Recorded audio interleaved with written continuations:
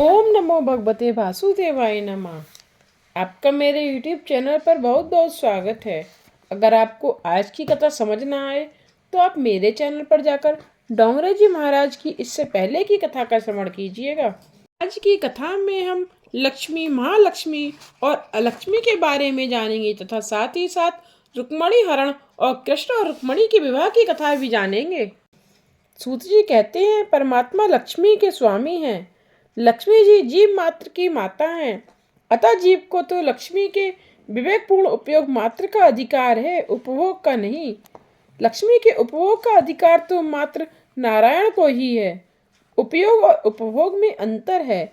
इंद्रियों को अनिवार्य वस्तु विषयों का देना उपभोग हुआ, किंतु इंद्रियों के बिना आवश्यकता भी उन्हें विषय देते रहना, उन्हें बहलाते रहना उपभोग है, स्वेच्छाचार है।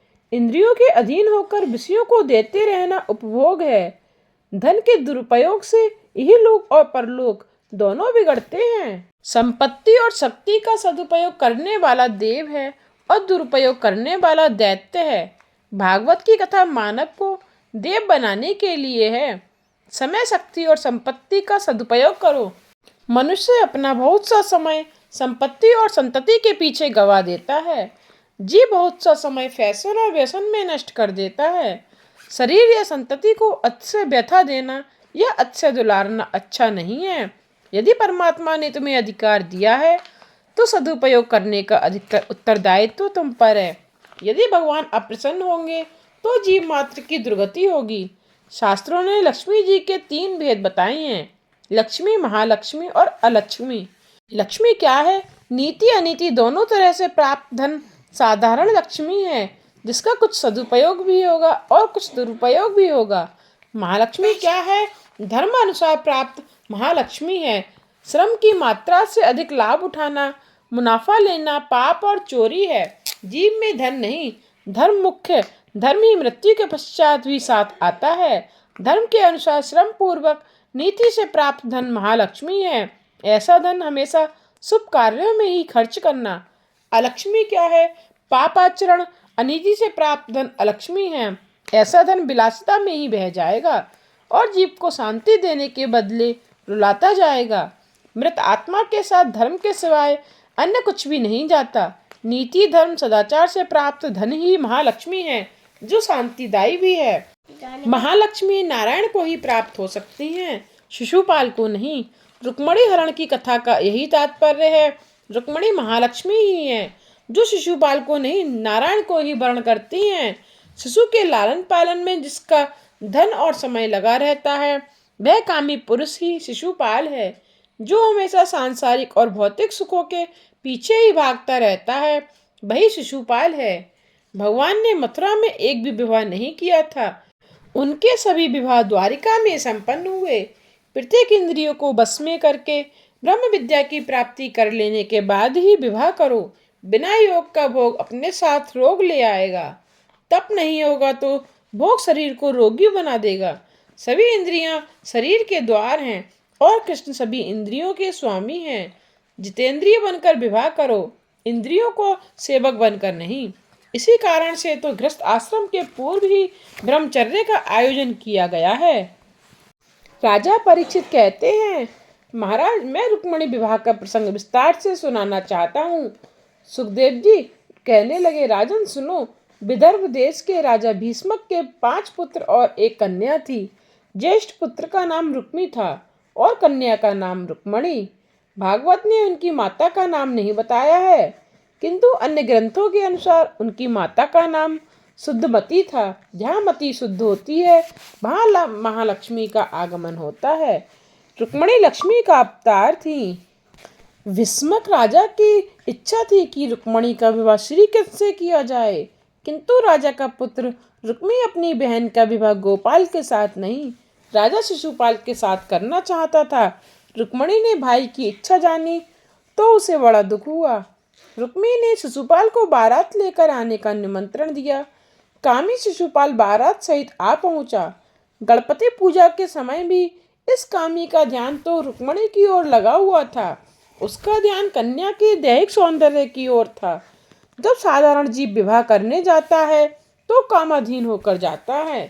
प्रभु तो गोपाल अर्थात इंद्रियों को नियंत्रण में रखने वाले हैं।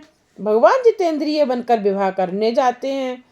सुदमती के अंतापुर में एक सुदेव नामक ब्राह्मण आता जाता था। रुक्मणी ने उस ब्राह्मण से कहा, मैं श्री कृष्ण से विवाह करना चाहती हूँ। 7 श्लोकों में लिखा हुआ मेरा यह पत्र तुम श्री कृष्ण तक पहुँचा दो। एक नाथ महाराज ने रुक्मणी स्वयंवर पर भाष्य लिखा है। वे कहते हैं कि रुक्मणी श्री कृष्ण का विवाह शुद्ध जीव और ईश्वर का विवाह है। भागवत कथा के अंतिम दिन को इस विवाह की कथा आती है। जिसे तक्षक नाग के दंश से मरना है, क्या वह लौकिक विवाह की बातें सुनेगा? योगी श्रेष्ठ परमहंस सुखदेव जी यह कथा कह रहे हैं। भाषा विवाह की है, जबकि तात्पर्य तो जीव के ईश्वर से मिलन का है। श्री कृष्ण कहते हैं, मुझे सांसारिक सुखोपभोग की इच्छा नहीं है, मुझे किसी भी वस्तु की अपेक्षा नहीं है, मैं निरपेक्ष हूँ, मैं निष्काम हूँ। रुक्मणी भी तो कहती है कि उसे भी विषय सुख की इच्छा और अपेक्षा नहीं है। रुक्मणी ने अपने पत्र में लिखा था कि वह निष्काम है और उसके मन में कोई विकार वासना नहीं है। सामान्य कन्या ऐसी बात कैसे कह पाएगी? श्री कृष्ण और रुक्मणी दोनों निष्काम निर्विकार हैं, अर्थात यह प्रसंग लौकिक विवाह का नहीं, आध्यात्मिक मिलन का है। अलौकिक सिद्धांत को समझाने के लिए लौकिक शब्दावली का प्रयोग किया गया है। भागवत के श्लोक यही अर्थ बताते हैं। लग्न के पूर्व भी रुक्मणी ने निर्विकारता की बात कही थी। लग्न के पश्चात भगवान उससे कहते हैं, मुझे स्त्री की और वंश वृद्धि की इच्छा नहीं है। क्या कोई साधारण पुरुष विवाह के बाद ऐसी बात करेगा? जो व्यक्ति ईश्वर के साथ विवाह करना चाहता है, उसे उसके रिश्तेदार बहुत सताते हैं। रुक्मी भी अपनी बहन का विवाह भगवान से होने के विरुद्ध था, किंतु यदि जीव सद्गुरु की शरण ले तो बेड़ा पार हो जाता है। रुक्मणी ने भी सुदेव की सहायता ली थी। जो ईश्वर से मिलना चाहता है, उसे अपना जीवन सादा रखना चाहिए।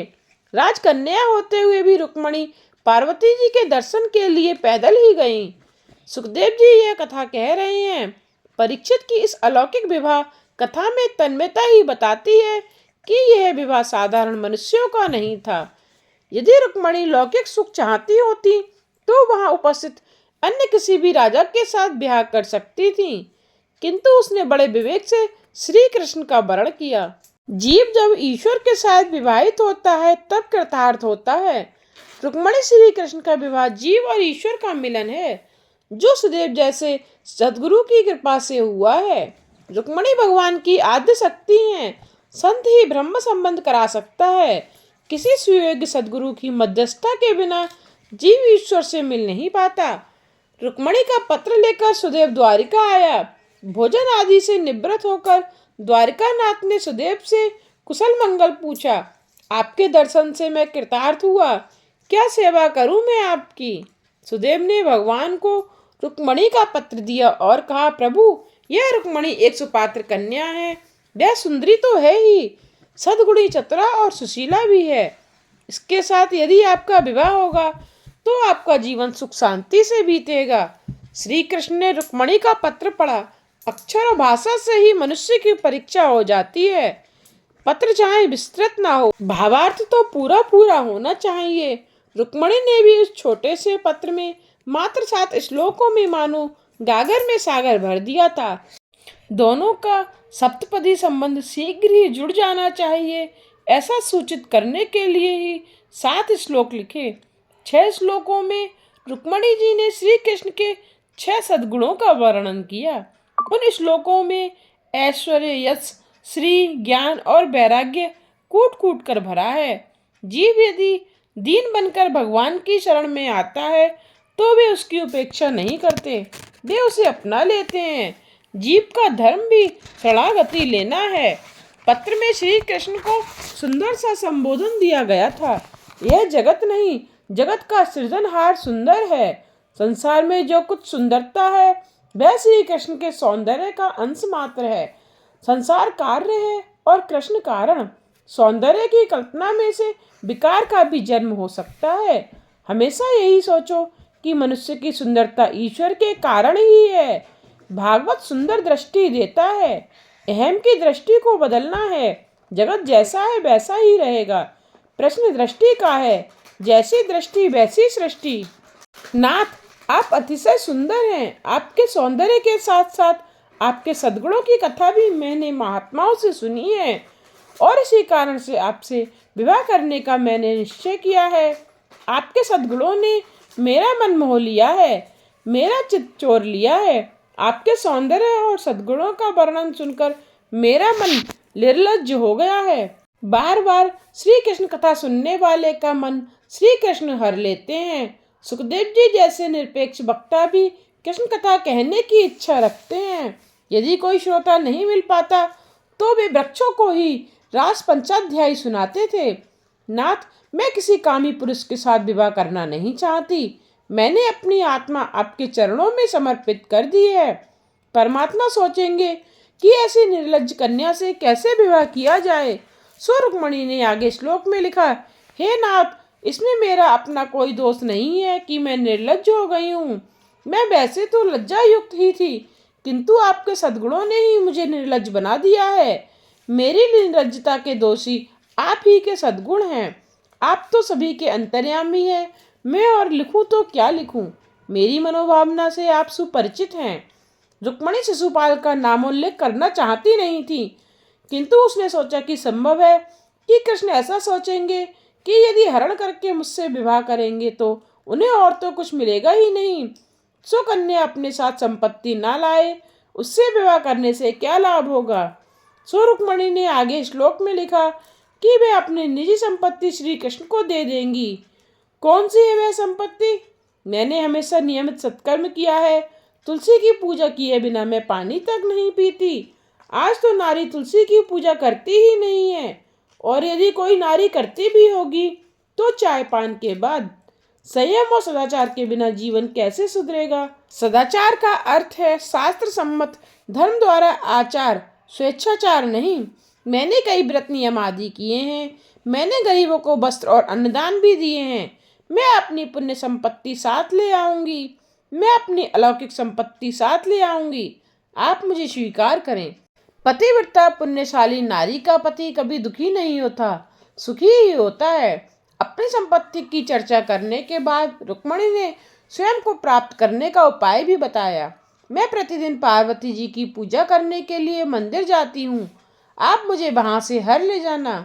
मुझे विश्वास है कि आप इस दासी को स्वीकार नहीं करेंगे तो मैं आपको प्राप्त करने के लिए हजारों जन्म लेती रहूंगी।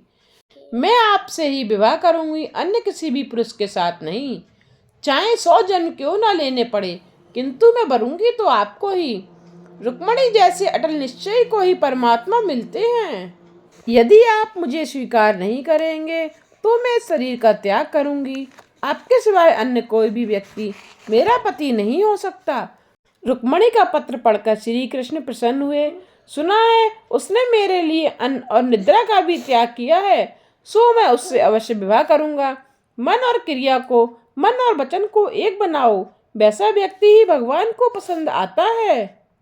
रुक्मणी श्री कृष्ण की आद्य शक्ति हैं। वह श्री कृष्ण के सिवाय किसी से भी विवाह नहीं कर सकती। भगवान ने अपने सारथी दारुक से रथ तैयार करवाया और ब्राह्मण सुदेव को बंधन करके गणपति की स्मरण किया और रथारूढ़ हुए। घर से बाहर निकलते समय गणपति की इन शब्दों से स्तुति करोगे तो कोई भी बाधा उपस्थित नहीं होगी। भगवान जगत को यह बताते हैं कि वे स्वयं भगवान होते हुए भी मर्यादा का पालन करते हैं। मर्यादा का अनुचित भंग करने वाला दुखी होता है। यदि तुम्हें अधिक सुख सुविधा मिली है तो मर्यादा का पालन भी अधिक किया जाना चाहिए। भगवान ने पहले सुदेव को रथ पर बिठलाया। सुपात्र ब्राह्मण का सम्मान करो। साधु संतों का सम्मान करने से लक्ष्मी जी आपके घर में पधारेंगी। एक ही रात में श्री कृष्ण का रथ विदर्भ नगरी में पहुंचा। लोगों को प्रभु के दर्शन से बड़ा आनंद हुआ। सभी कहने लगे कि रुक्मणी के योग्य तो यही वर है, दोनों लक्ष्मी नारायण से शोभायमान होंगे। उधर ब्राह्मण हंसता हुआ रुक्मणी के पास पहुंचा। मैं भगवान को ले आया हूँ, उन्होंने तुझे स्वीकार किया है। रुक्मणी ने प्रणाम करते हुए पूछा, क्या सेवा करूं मैं आपकी। सुदेव ने कहा कि उनको किसी भी वस्तु की अपेक्षा नहीं है, तेरी जय हो। रुक्मणी कहने लगी, भगवान से मिलाने वाले उस सुदेव की जन्म जन्मांतर की ऋणी हो गईं। इधर शिशुपाल भी जरासंध आदि राजाओं के साथ आ पहुंचा। उसने श्री कृष्ण के आगमन का समाचार सुना तो वह कुछ डर सा गया।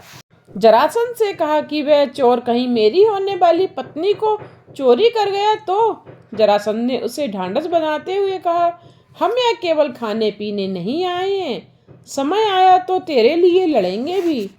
रुक्मिणी ने भी कहा, मैंने ऐसी व्यवस्था की है कि मेरी बहन के निकट कोई मानव तो क्या पक्षी तक नहीं जा सकता। जब तक पार्वती के मंदिर जाएगी तो उसके आगे पीछे 16 कन्याएं और मेरे कई पहलवान भी साथ होंगे। यह सुनकर शिशुपाल को कुछ शांति हुई। उधर रुक्मिणी ने स्नान श्रृंगार से निवृत्त होकर तुलसी और माता पिता की पूजा की। माता ने कहा, तेरा विवाह होने जा रहा है, सो उचित है कि तू पैदल ही पार्वती के मंदिर पहुंचे। रुक्मिणी ने दूसरी बार प्रणाम किया तो माता ने वैसा करने का कारण पूछा। पुत्री ने आशीर्वाद मांगे। पुत्री जानती थी कि वह तो पार्वती के मंदिर से सीधे द्वारिका जाने वाली है, उसे घर लौटना नहीं है। कई राजाओं को रुक्मिणी के दर्शन की, माताजी के सौंदर्य को निहारने की इच्छा थी, किंतु उन्हें कुछ दिख नहीं पाया। रुक्मिणी मंदिर में पूजा तो पार्वती की मूर्ति की कर रही थी, किंतु उस मूर्ति में उसे द्वारकानाथ के ही दर्शन हो रहे थे। क्योंकि उनकी भक्ति अनन्य थी, रुक्मिणी ने गणपति और पार्वती जी की पूजा की और प्रार्थना की, मैं हमेशा आपकी पूजा करूंगी, मेरा श्री कृष्ण से विवाह हो जाए ऐसा कीजिए। पार्वती जी ने उसे आशीर्वाद दिया। रुक्मिणी पूजा समाप्त करके मंदिर से धीरे धीरे नीचे आ रही थी तो कामांध राजागण उसके सौंदर्य की प्रशंसा करने लगे। माता जी को तो बंधन करना चाहिए। रुक्मिणी ने सोचा कि वह तो जीव मात्र की माता हैं, ये अपने ही बालक उसको काम भाव से निहार रहे हैं। रुक्मिणी ने अपनी दृष्टि से वह तेज प्रकट किया कि सभी कामांध राजा मूर्छित हो गए। माता जी को जो काम भाव से देखेगा उसका पता नहीं होगा। प्रभु ने दारुक को रथ आगे बढ़ाने की आज्ञा दी। दूर से गरुड़ध्वज देखकर रुक्मिणी प्रसन्न हो गई। प्रभु ने उसका हाथ पकड़कर अपने रथ में उसको बिठला लिया और रथ द्वारिका की दिशा में दौड़ चला। धराशायी राजाओं को जब सुध आई तो अपने कपड़ों को झाड़ते हुए खड़े हुए। एक कहता था उसे चक्कर आए थे तो दूसरा कहता था कि तेज के मारे गिर गया था। उन्होंने जब माना कि श्री कृष्ण रुक्मिणी का हरण करके ले गए हैं तो उन्हें आश्चर्य आघात लगा। क्या इतने क्षणों में वह सुंदरी को ले भागा, हम उससे युद्ध करेंगे। माता लक्ष्मी को भोगेच्छा की दृष्टि से देखने वाले का पता नहीं होता है। शिशुपाल को तो रोना आ गया, मेरी नाक कट गई।